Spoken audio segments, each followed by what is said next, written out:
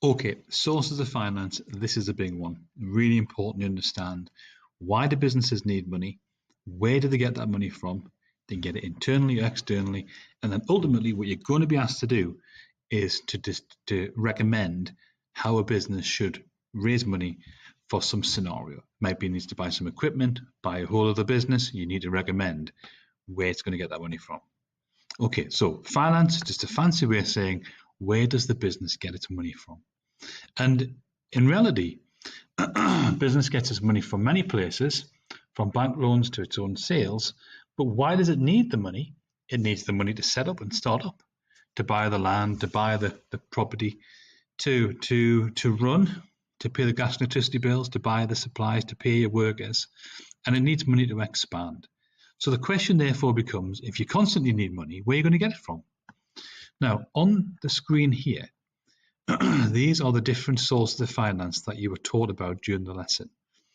I'm going to take you through very quickly some of the key things about each one. But in your revision guide, there's much more detail about each of them in the finance booklets. You must make sure you go back to them. So let's start with owner's capital. Capital is a fancy word for money. The owner can put their own money in. Sounds great. But how much money do you really have? So you might have a certain amount of savings. That means you're not getting into debt, but really you don't have that much money to put into something big. Secondly, retained profit. So once the business is up and running, it should be making a profit. And what you want is that the profit that you keep in the business, you can use that profit to buy the things you need to invest and to grow. And again, that's great because it's your money, you're not getting into debt. But equally, how much retained profit do you have? How much do you have enough to buy a whole other business? Doubtful. But you might have enough profit to buy lots of other smaller things. So I could borrow the money from the bank.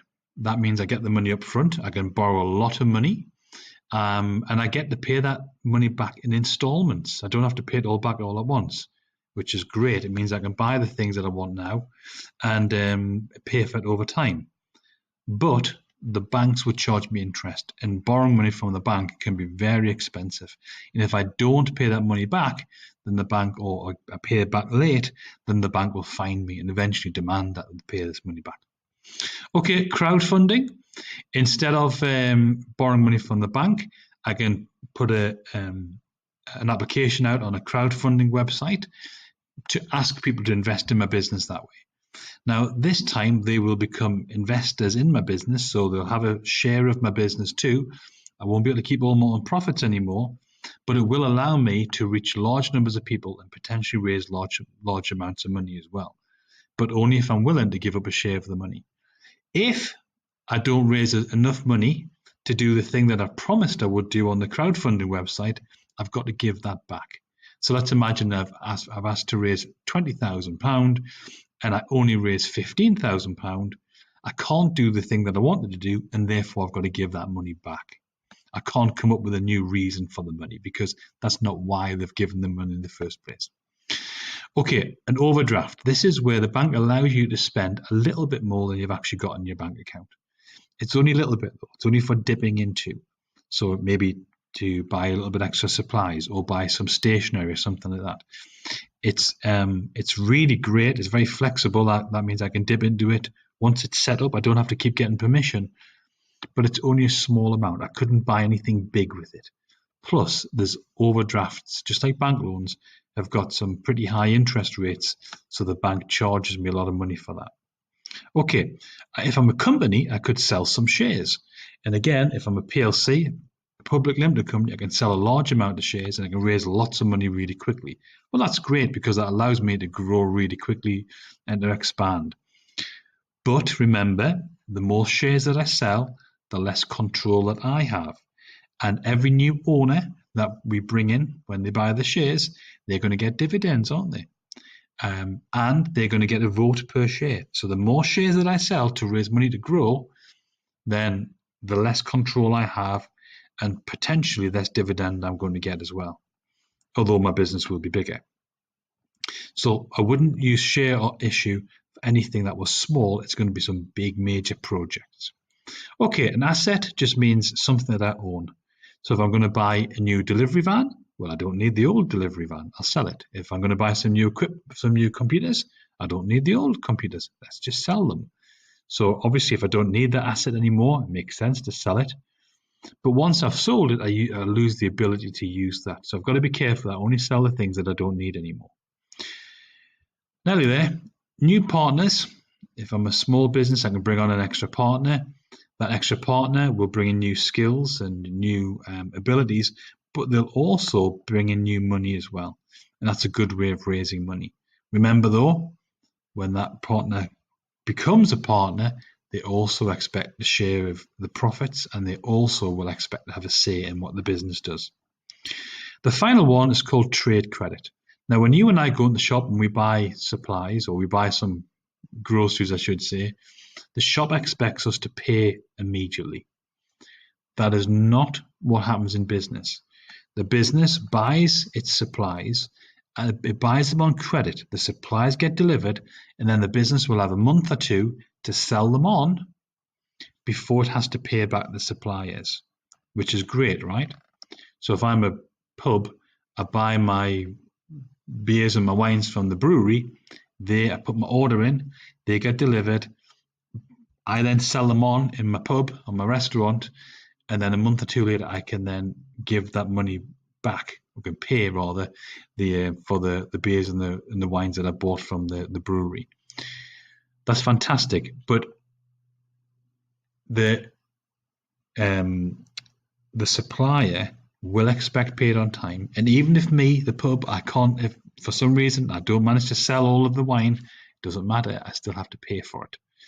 Okay, and if I don't pay them on time, then I'll lose any prompt payment discounts that I might have got, or eventually the supplier will say, you know what, that business is no good, we're not supplying to you anymore. Now, where does money come from? Well, some of those methods come from inside the business, all right?